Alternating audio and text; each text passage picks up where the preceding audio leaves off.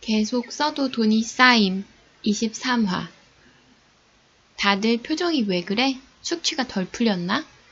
아시잖아요. 어제 술 한 병도 안 마신 거.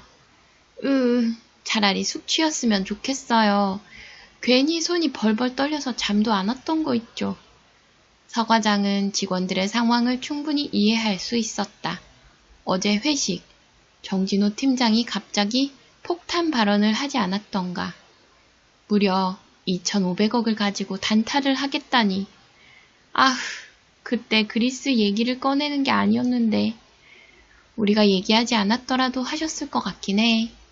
아니, 근데 우리 팀장님 진심이신가? 2,500억을 가지고 정말 단타를 하시겠다고? 솔직히 우리 이번 달은 아무것도 안 하고 놀기만 하면 되지 않나요? 원래 목표 수익을 채우면 시장이 엄청난 불장이 아닌 이상 아무도 출근을 하지 않는다. 그런 말이 있다. 프랍 트레이더는 모두 도박꾼이라고. 그러나 사람들이 오해하는 게 하나 있는데 이들은 수익률을 채우면 멈춘다. 수익률을 채우기 전에는 여포처럼 겁없이 휘두르고 다니지만 수익률에 다다르는 순간 귀신같이 이성의 끈을 붙잡는다는 것. 애써 번 돈을 날릴 만큼 미친 놈들이 아니었다. 그래서 주말에도 단타가 하고 싶어 손발을 벌벌 떨다가도 수익률만 채우면 정상인이 되어 휴가를 즐긴다. 그럼 우리 팀장님은 뭐지? 도파민 중독자? 야수의 심장? 이건 야수가 아니라 두려움이란 감정이 없는 거 아니에요? 250억도 아니고 2,500억이라니깐요? 2,500억! 2,500억. 일반인들은 감히 만져볼 수도 그 규모를 직접 볼 수도 없는 굉장히 큰 돈이다. 하루에도 수조 원씩 돈이 왔다 갔다 하는 코스피에서도 2,500억은 결코 무시할 수 없는 돈이지 않던가. 심지어 이 돈을 잘못 운용했다가는 1차로 KRX 감시망에 걸리고 그 다음은 금감원에 보고되어 조사를 받게 된다. 아슬아슬한 선타기를 삐끗 잘못했다가는 시장 교란죄로 깜빵에 들어갈지도 모른다. 그럼에도 팀장님은 2,500억을 움직이겠다는 선언을 했다. 이러니 우리가 손이 안 떨릴 수가 있나. 손발은 물론이요. 심장이 쿵쾅대고 있어서 미칠 지경이다. 근데 팀장님은 아직 안 오셨나? 예, 원래 일찍 출근하는 분이니 곧 있으면. 모두 좋은 아침입니다. 그때 팀장이 웃으며 들어오는 것이 보였다. 잠도 못 자고 괜히 돈을 다 날릴까봐 벌벌 떨던 팀원들과는 달리 아주 해맑은 얼굴이었다. 심지어 다크서클도 없는 것을 보아하니 회식 이후 꿀잠을 주무신 것 같다. 진짜 괴물인가 봐. 사실 외계인인 건 아닐까? 사람 아니야.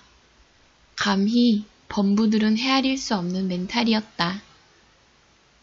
코스피 하루 거래량이 5조 5천억 원 정도 됩니다.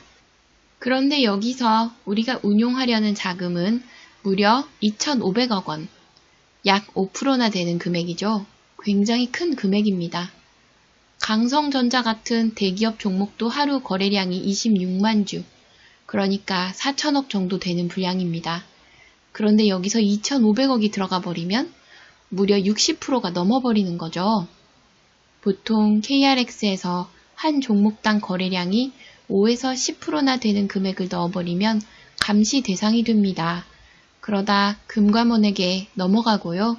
그런데 거기서 심각해지면 금융법 위반이라는 뜻이었다. 우리가 의도적으로 주가를 조작한다고 볼 수도 있기 때문. 사실 우리나라가 이런 것에 민감해서요.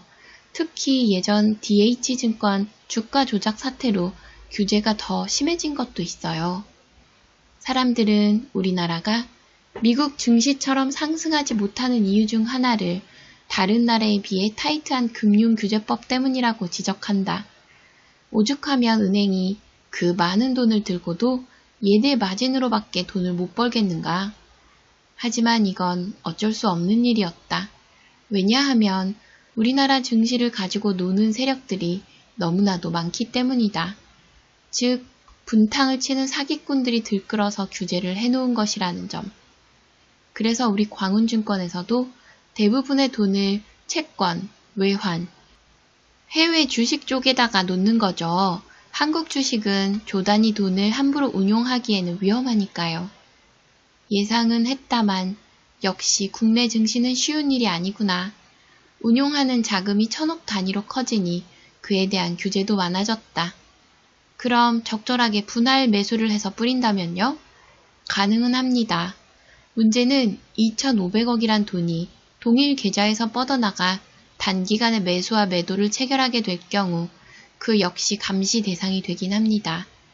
2,500억 정도를 한꺼번에 굴릴 정도면 세력으로 의심을 받으니까요. 보통 프랍 트레이딩 팀이 한 번에 굴리는 금액은 팀별로 다르지만 평균 300억에서 500억. 그런데 그의 몇 배나 되는 2,500억을 한꺼번에 시장에 투입해버리면 주가 조작을 위한 세력으로 의심을 받게 된다. 그래서 프랍 트레이딩 팀들끼리 협력을 해서 의도적으로 가격을 올리거나 혹은 내리려 할 경우 이에 대한 금감원의 조사를 받을 수도 있다. 그로 인해 팀 단위로 자금을 운용해도 시니어 트레이더들이 각자의 판단으로 돈을 굴리도록 하는 것이었다. 그렇게라도 분산을 시켜야 하니까 나도 투자 공부를 하면서 알게 된 사실이었다. 리서치 쪽에서는 자료 나왔나요? 어제 제가 밤늦게 요청했던 거요. 아, 네. 일단 리서치 쪽에서는 그리스가 디폴트를 하지 않을 확률이 높다고 합니다. 해외에서도 거의 97%는 디폴트까진 가지 않을 거라고 보고 있고요. 97%. 꽤나 높은 수치였다. 다른 분들 생각은 어때요? 저희도 당연히 디폴트는 안 할 거라고 생각합니다. 정부에서 디폴트를 한다는 것 자체가 솔직히 말도 안 되는 짓이기 때문에 그리 생각하는 듯 했다. 하지만 팀장님은 디폴트를 반드시 할 거라고 보시는 거잖아요? 어제는 기사를 읽었을 때 느낌이 강하게 왔었다. 하지만 다시 확인해서 나쁠 건 없지. 나는 리서치 부서에서 보내준 자료들을 확인해 보았다. 만약 디폴트가 난다는 가정 하에 어떤 종목들이 영향을 받는지 말이다. 우리나라는 사실 그리스가 디폴트를 선언한다고 해서 차이나 쇼크 때처럼 큰 충격을 받진 않는다. 문제가 있다면 금융 쪽이다. 유럽 금융이 불안해지면서 우리 회사를 비롯해 여러 금융회사가 주가에 타격을 입는다. 또한 글로벌 경제 불안으로 소비재 쪽도 영향을 받게 된다. 거기다 가장 우려가 되는 건 바로 거래량 증발. 차이나 쇼크의 디폴트까지 오면 모두 현금화를 시켜 금 같은 안전자산을 사거나 아예 현금을 움직이지 않는 상황이 발생한다. 즉, 사는 사람도 파는 사람도 없는 황무지가 된다는 것이다. 그렇다면 반대로 오르는 쪽은 유로 약세로 인해 수출 쪽에서 성과를 거두게 된다. 대표적으로 반도체, 전자, 차량 쪽이다. 나는 종목들을 확인하며 엄지손가락을 쓱 가져다 대 보았다. 팀장님? 정전기가 일어난 것처럼 찌릿하게 느낌이 왔다. 이것이 뜻하는 바는 하나였다. 97%나 절대 없을 거라고 말했던 디폴트. 그리스가 그 막장짓을 기어이 저지르는 모양이다. 전 그 3%의 의견이 맞는 것 같네요. 3%라면 설마? 진짜 디폴트가 터진다고 보시는 거예요? 난 고개를 천천히 끄덕였다. 그러자 팀원들이 짧게 신음을 터뜨렸다. 근데 여긴 옵션 같은 건 추천이 없네요. 아, 그게 저번 차이나 쇼크로 풋옵션이 죄다 가격이 올라버렸잖아요. 그래서 대다수 증권사와 펀드들이 최대한 손해를 보더라도 옵션을 죄다 회수해버렸어요. 중국 정부가 증시 안정화 작업에 돌입하긴 했지만 그 효과가 점차 떨어지고 있기도 하고요. 한번 크게 데이고 나서 다들 풋옵션을 회수해버리고 새로 복권 발행을 안 하고 있다는 뜻이었다. 우리한테 무려 20배나 뜯겼으니 나 같아도 더러워서 안 할 것 같긴 하다. 심지어 유럽 ETF 쪽도 지금 싹이 말랐어요. 차이나 쇼크로 시장이 전체적으로 내려가다 보니 아예 상품들을 다 내려버린 거죠. 돈은 참 많은데 막상 굴릴 곳이 많지 않더라. 그렇다면 더 큰 물로 나가는 수밖에 없었다. FX 쪽은 2,500억 정도는 쉽게 감당할 수 있지 않을까요? FX, 외환거래소, 하루 거래량만 무려 5조 달러. 그러니까 무려 약 7조 원에 달하는 세상에서 가장 큰 금융시장이다. 그렇기에 여기서는 2,500억이 그냥 우스운 단위였다. 그렇긴 합니다만 FX는 저희가 거래를 할 수 있는 곳이 아니라 FX 부서가 따로 있어서요. 따로 상부에 허락이 있어야 합니다. 허락해 주시면 할 수 있겠죠? 가능할 겁니다. 필요할 땐 가끔 외환이나 해외 주식 거래를 승인해 주시니까요. 그건 내가 부장님을 직접 만나 얘기를 나눠야 할 것 같았다. 그럼 국내 증시는 일단 포기하시는 겁니까? 허락이 떨어질 때까진 일단 국내 증시를 하고 있어야 하지 않을까요? 그럼 팀장님, 일단 금액을 좀 낮춰서 투자를 하시는 것이 혹시 우리가 감시를 받는다고 해서 무조건 수사를 받을까요? 그건 아닙니다. 예전 주가 조작 때처럼 마감 전에 거래량을 때려 박는다던가 혹은 한 종목에다가 거래량 10%를 몰아넣지 않는다면요. 하지만 2,500억을 분할 매수한다고 해도 결국 동일 계좌이기 때문에 주시는 할 겁니다. 난 고개를 끄덕이며 리서치에서 추천해준 종목들을 모아놓고 하나씩 펜을 가져다 댔다. 이건 뭔가 느낌이, 그럼 이건 패스. 이건 확실하게 온다. 그럼 이건 체크. 리서치에서 말해준 대로 그리스가 디폴트를 하게 될 경우 내려갈 종목은 숏을 치고 올라갈 종목에는 롱을 잡는 것이다. 저 금액 분할은 어떻게 할까요? 이게 제일 어려운 문제였다. 금액 분할. 과연 어느 정도를 해야 시장 교란이 덜 가면서 금감원 형님들에게 회초리를 맞지 않을 수 있을까? 사실 그건 여기 있는 팀원들도 장담할 수 없는 일이었다. 잠시만요. 혹시 이것도 될까? 나는 반신반의하며 종목 옆에다가 금액을 써봤다. 아무 느낌이 없다. 그럼 살짝만 추가해봐. 이번에도 없다. 그럼 따따블로? 따끔하게 전류가 흘렀다. 이게 적정가라는 건가? HT 자동차는 이 정도로요. 이렇게나 많이요? 이 정도면 충분히 KRX 쪽에서 안대리, 팀장님 말씀에 감히 토달지 마. 그럼 안대리가 분할 금액 책정할 수 있겠어? 저쪽 감시망에 안 걸릴 정도로 아슬아슬하게? 죄송합니다. 팀장님, 다음 것도 부탁드리겠습니다. 나는 그 뒤에도 숫자를 써내려갔다. 여긴 얼마, 저긴 얼마. 거기서 적정가를 찾는데 시간이 좀 걸리긴 했지만 팀원들은 나를 기다려주었다. 아마 팀원들 눈에는 내가 사자처럼 대충 아무거나 찍는 것처럼 보일 것 같았다. 시장이 열리면 이렇게 바로 매수를 해주세요. 그동안 저는 부장님 좀 뵙고 올게요. 그리고 언제 매도를 할지는 매수가 끝난 뒤에 결정하겠습니다. 넵. 나는 팀원들에게 자료를 맡기고 부장실로 향했다. 생각해보니 부장님을 단둘이 뵙는 건 처음인데? 정준호 팀장이 나가고 나서 팀원들은 그가 놔두고 간 종이 앞에 몰려들었다. 대체 이 숫자들의 의미는 무엇일까? 다양한 금액들이 쓰여 있고 그 밑에 점이 하나씩 찍혀 있다. 이거 무슨 수식 같지 않아요? 그러니까 패턴을 모르겠네. 이게 팀장님 눈에만 보인다는 그 알고리즘인가요? 즉 이것이 바로 정진호 팀장의 투자 비법이 담긴 계산식이란 것이다. 문제는 아무리 봐도 무슨 패턴을 가지고 있는 건지, 무슨 의미를 가지고 이렇게 숫자들을 나열해 놓은 건지 도저히 모르겠다는 점이다. 분명 뭔가 엄청난 수식이 적혀 있는 것 같긴 한데 아무리 봐도 그냥 금액들을 업다운해서 적어놓은 것 같지 않아요?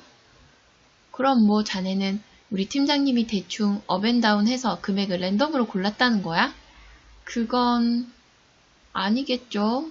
분명 뭔가 비밀이 담긴 수식 같아요. 팀원들은 곧 서로 눈빛을 교환했다. 이거 각자 복사해서 가지고 있을까요?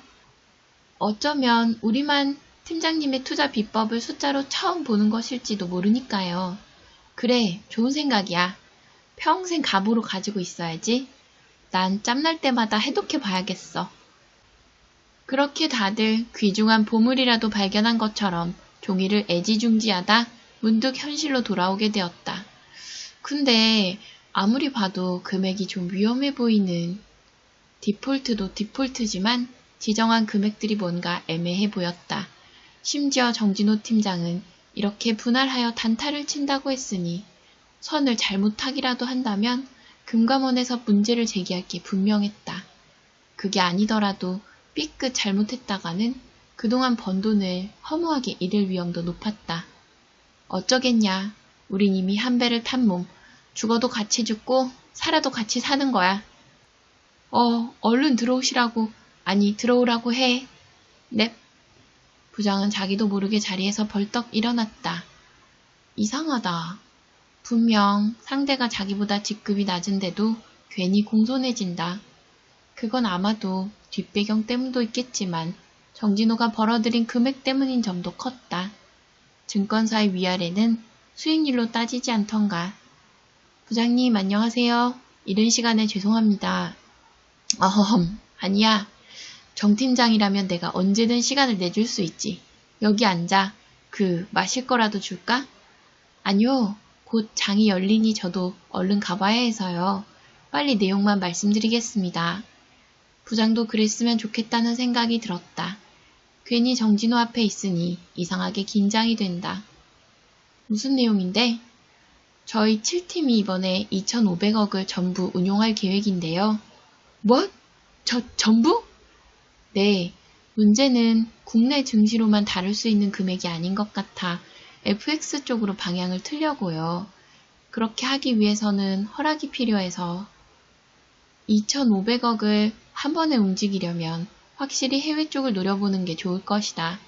근데 FX는 왜? 아니 애초에 2,500억이면 이번 달은 펑펑 놀아도 괜찮지 않나?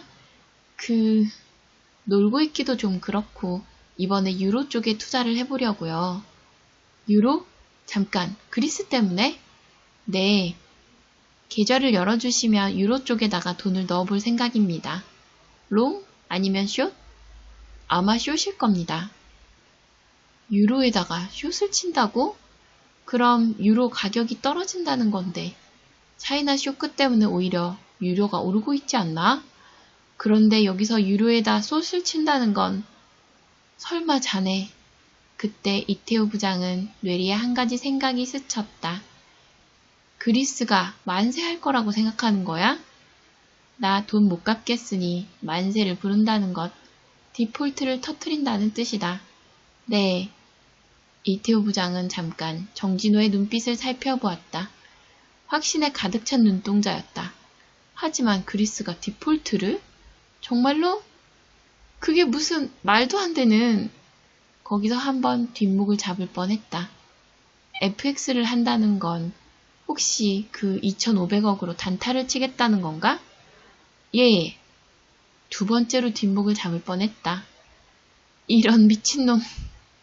평소 같았으면 개소리 하지 말라며 일갈했을 것이다.